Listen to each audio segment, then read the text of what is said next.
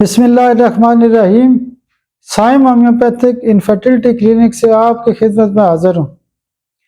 आज का जो हमारा टॉपिक है वो भी नसोड्स के हवाले से है और आज की मेडिसिन है मेलिटेग्राइनम। मेलिटेग्राइनम एक ऐसी दवाई है, ये बेसिकली एक्जिमा का ही नसोड बना हुआ है। जब भी हमारे पास एक्जिमा के केसेस आते हैं तो होम्योपैथिक में एक्जिमा बहुत अच्छा ठीक किया जा सकता है।